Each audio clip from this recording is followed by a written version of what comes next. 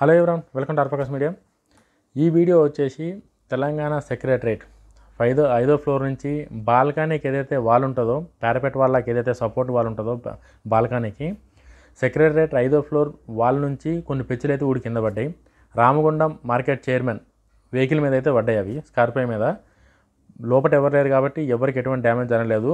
But 1200 కోట్లతోని KCR గారు చాలా గొప్పగా హైదరాబాద్ సింబల్గా దాన్ని తయారు చేద్దామని చెప్పేసి అయితే కట్టారు. అటువంటిది ఈ 2 ఇయర్స్లోనే దాని నుంచి ఇటువంటి ఇన్సిడెంట్ జరగడం అనేది చాలా బాధాకరం. ఎందుకంటే ఆల్రెడీ మనం ఇంతకుముందు బీఆర్ఎస్ గవర్నమెంట్ ఉన్నప్పుడు మనం ఆల్రెడీ మేడిగడ్డ కావచ్చు, కాళేశ్వరం కావచ్చు, ఇవన్నీ కరప్షన్తో క్వాలిటీ లేకుండా కమిషన్లతో కట్టారని చెప్పేసి అయితే చాలా ఘోరమైన ఆరోపణలు అయితే బీఆర్ఎస్ పార్టీ మీద ఉన్నాయి. అటువంటి టైంలో ఇట్లా రామగుండ మార్కెట్ కమిటీ చైర్మన్ వాహనం మీద పడడం, ఏదైతే ఈ సచివాలయం వర్కులు ఇంతకుముందు జరిగినాయో వర్కులు జరిగినప్పుడే రేవంత్ రెడ్డి గారు ఆ క్వాలిటీ సరిగ్గా లేదు, అడ్డదిడ్డంగా కడుతారని చెప్పేసి అయితే ఆయన కూడా అప్పట్లోనే ఆయన కన్సర్న్ రైజ్ చేయడం జరిగింది.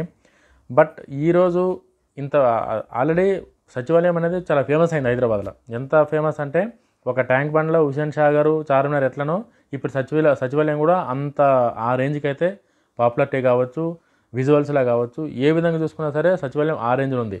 బట్ అటువంటి సచివాలయం ఈరోజు 1200 కోట్లతోని, తక్కువ పైసలు కావు 1200 కోట్లు అంటే, అది అప్పట్లో పెద్ద లుల్లు కూడా అయింది. అది కేటీఆర్ గారి కోసం కట్టారు, వాస్తు సరిగ్గా బాగలేదు, అది కడితేనే కేటీఆర్ గారు సీఎం అవుతారు అని చెప్పేసి పోనీ కేటీఆర్ గారి కోసం కట్టారు అనుకుందాం. ఎవరి కోసం కట్టినా సరే కొంచెం క్వాలిటీ అవన్నీ అయితే మెయింటైన్ చేయాలి. బట్ అది ఎక్కడ మిస్ మ్యాచ్ అయిందో ఎట్లయిందో తెలియదు. క్వాలిటీ లేకపోవడం వల్లే ఈరోజు ఆ 5వ ఫ్లోర్ నుంచి అయితే పెన్సిల్ రాలి కింద పడి, అది ఎవరు నెత్తి మీద కనుక పడి ఉంటే ఖచ్చితంగా ఏదో ఒక పెద్ద ఇన్సిడెంట్ అయితే అవుతుండే. కార్ పార్కింగ్ ఉన్న వల్ల కార్ మీద పడ్డాయి, కారుకి మొత్తం లొట్టలు కూడా పడ్డాయి. సో చూద్దాం రేపు దీని గురించి ఎట్లా మాట్లాడతారు, ఏం మాట్లాడతారని చెప్పేసి. వీడియో కనుక నచ్చితే లైక్ చేయండి, షేర్ చేయండి. ఇంకా మంచి మంచి వీడియోలు చేయడానికైతే ట్రై చేస్తాను. జై హింద్.